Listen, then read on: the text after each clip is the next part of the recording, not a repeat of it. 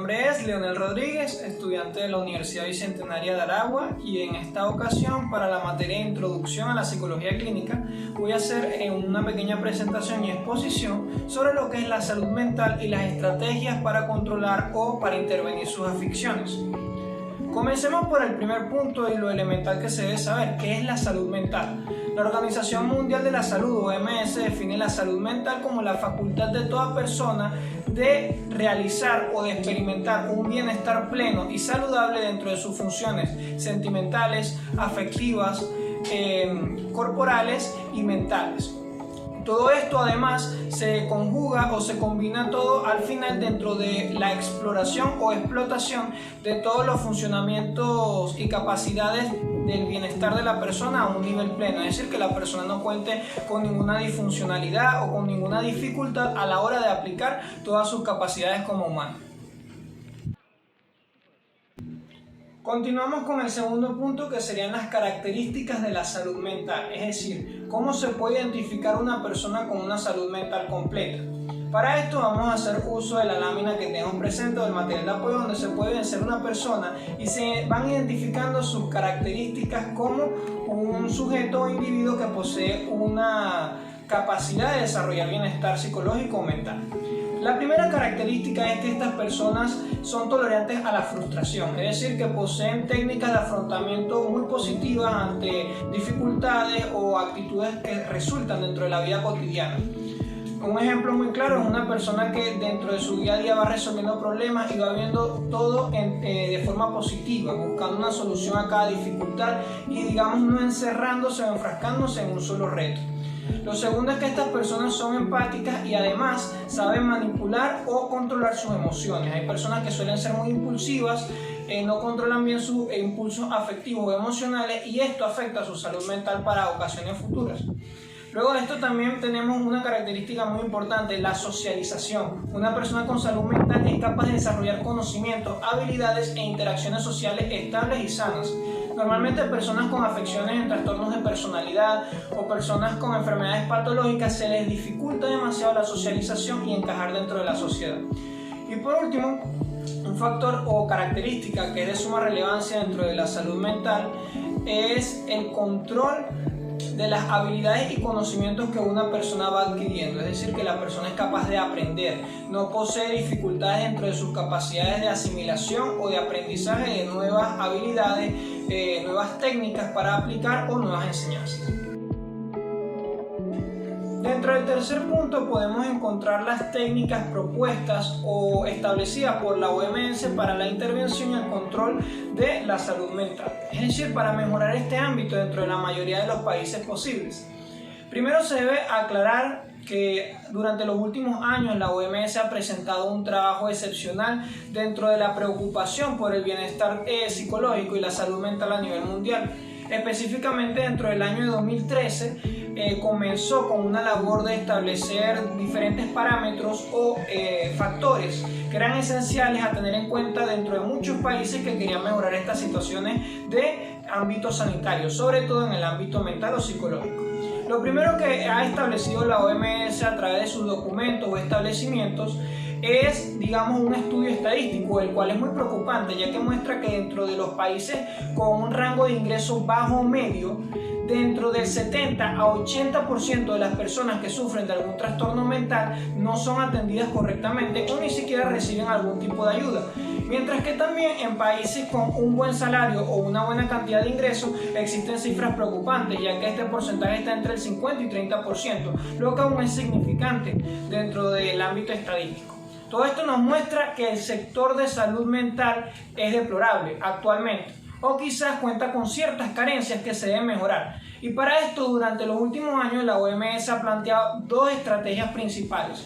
Primero, establecer módulos con capacitación, ayuda tecnológica o ayuda dentro de equipamiento e instrumentos, y además servicio comunitario en diferentes zonas rurales o zonas de necesidad en los diversos países del mundo. Estos centros de acoplamiento para servicios psicológicos van a ayudar a que las personas con trastornos mentales que no tengan acceso a clínicas privadas o a servicios terapéuticos costosos puedan recibir una ayuda y un servicio social adecuado.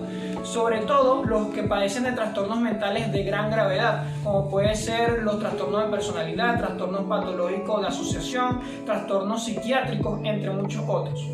La segunda estrategia es establecer leyes o principios dentro de los reglamentos de cada país que puedan beneficiar el ámbito psicológico. No es un secreto para nadie que las diferentes leyes de muchos países actuales no contemplan de forma equivalente o de forma significativa lo que vendría a ser este ámbito de la salud mental, ya que desde hace muchos años no se veía como un tema relevante.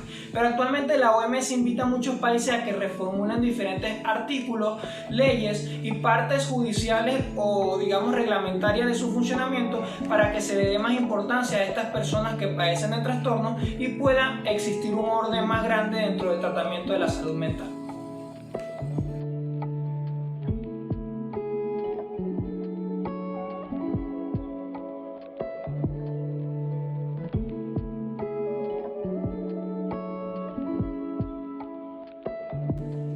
Como cuarto punto de la exposición vamos a hablar sobre un tema bastante importante o dentro de un punto que puede llegar a ser relevante y es la distinción o diferencia entre la salud mental y las enfermedades mentales. Cuando hablamos de este tema, muchas personas pueden creer que es muy simple o que es una obviedad esta diferencia entre ambos elementos, pero se debe resaltar un factor importante y es que la enfermedad mental o los trastornos mentales no son problemas de salud mental. ¿A qué me refiero con esto? Los problemas de salud mental son afecciones temporales que podemos sufrir tú o yo, cualquier persona durante su transcurso de vida puede sufrir de un problema de salud mental. Pero ¿qué ocurre? Este problema es temporal y se ve influenciado por una pérdida, un trauma, digamos una ocasión estresante o tensionante o un punto de inflexión dentro de la vida de una persona. Todo esto señala que son problemas circunstanciales, que son influidos por factores externos, pero que evolucionan y son disueltos con el paso del tiempo. Pero cuando hablamos de una enfermedad mental, hablamos de una afección o un patrón de afecciones que se mantiene y perdura a lo largo del tiempo, arraigándose dentro de los patrones conductuales o la personalidad del individuo. Esto se le puede llamar enfermedad mental o trastorno mental. Un ejemplo claro son los trastornos de personalidad que se desarrollan durante la adolescencia, juventud o adultez y permanecen durante un largo periodo de tiempo. También están trastornos patológicos o incluso trastornos muy comunes o trastornos más normalizados en la actualidad, como puede ser la depresión o el trastorno de la ansiedad. Todas estas son enfermedades mentales. Ahora, como se puede ver dentro del material de apoyo, existen ciertas diferencias claras. La primera diferencia es que la salud mental es un estado de tranquilidad y de plenitud, o también de autorrealización. Cuando una persona se encuentra con un alto bienestar o alta salud mental, se encuentra en un estado de plenitud en el que siente que es capaz de evitar o de afrontar diversos problemas y que se encuentra en paz, por así decirlo, o digamos en consonancia con los diferentes factores que influyen en su contexto. En cambio, una enfermedad mental es todo lo contrario. La enfermedad mental sobredimensiona los problemas de la persona y hace que ésta cambie en emociones, en conductas y en pensamientos, viendo quizás problemas muy comunes como problemas traumáticos o muy grandes y encerrándose siempre dentro de un estado de desequilibrio.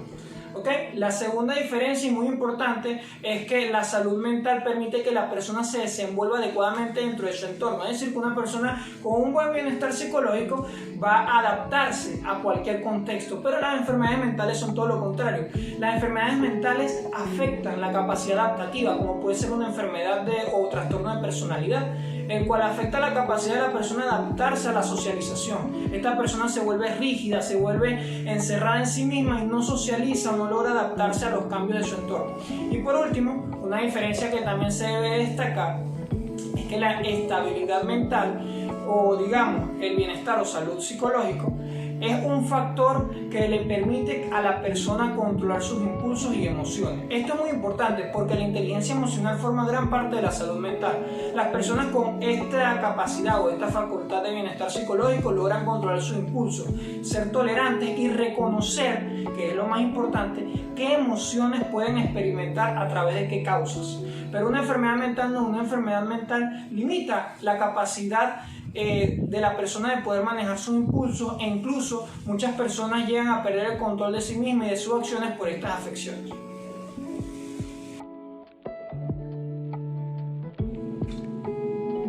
Ahora vamos con el último punto. El último punto de este tema, el cual corresponde a la salud mental, también es importante de conocer, porque se puede decir que son los niveles de intervención dentro de la salud mental. Muchos especialistas y psicólogos han diferido, han debatido dentro de este punto porque se pueden establecer diferentes niveles de intervención, pero normalmente todos estos niveles siempre varían dependiendo de la perspectiva de un ámbito, de una época o de un experto. En este caso se van a generalizar ciertos niveles dependiendo del contexto y dependiendo de los instrumentos o metodologías que se utilicen en el mismo. El primero es la intervención médica o clínica. Esto corresponde específicamente a la psicología clínica, como lo dice su nombre, un ámbito en el que se suele estudiar los aspectos patológicos o patrones conductuales de la persona de forma muy detallada y muy específica a través de métodos de entrevista o también a través de instrumentos para determinar niveles de constructo o rasgos que esta persona presenta. Posteriormente a esto se suele consultar diferentes investigaciones o estudios que se le han realizado a las personas en diferentes sesiones para poder diagnosticar el problema y además para poder recetar una terapia o un tratamiento a través de fármacos.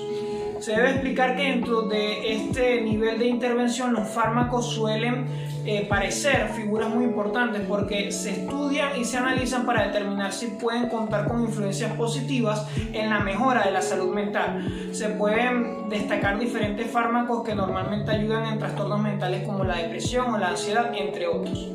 Luego tenemos el siguiente nivel de intervención, que vendría a ser el nivel terapéutico.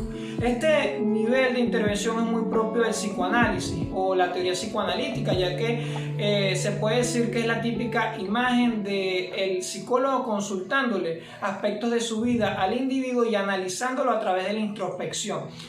Muchos críticos y muchos autores han comentado acerca de este modelo debido a que piensan que puede llegar a ser poco objetivo, pero la verdad es que ha construido diversos instrumentos y técnicas muy importantes y muy positivas dentro de la psicología a nivel global, siendo una de las técnicas más aplicadas. Luego de esto podemos contar con otro nivel y este nivel se va más hacia el lado familiar. Contamos con la intervención en la salud mental desde el contexto familiar. Este tipo de terapias se caracterizan, como su nombre lo indica, por introducir al individuo en una sesión terapéutica o en una sesión de psicología junto a su familia, ya que muchas técnicas y muchas dinámicas han demostrado que las figuras familiares dentro de la intervención de una persona pueden sugerir o pueden influir de forma positiva dentro de su recuperación, dándole apoyo emocional, social y ayudándolo en las dinámicas.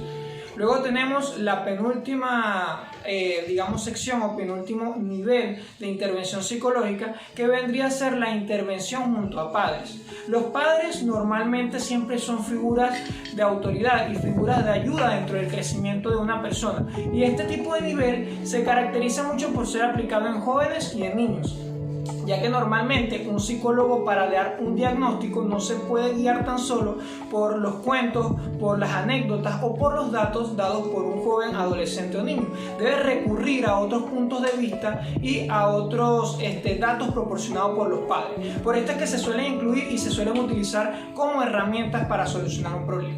Y el último nivel de intervención es el nivel escolar. Este va directamente dirigido hacia los jóvenes y niños. ¿Por qué? Porque el colegio o la escuela es un contexto en el que los niños comienzan a enfrentar los primeros retos fuera de su círculo familiar, y la presencia de un especialista o psicólogo que logra hacer intervenciones dentro de este ámbito es muy positiva, porque ayuda al niño a lidiar con sus frustraciones, metas y dificultades de aprendizajes, y le muestra a los padres cuáles son los aspectos a corregir dentro de su enseñanza en la casa o en la familia.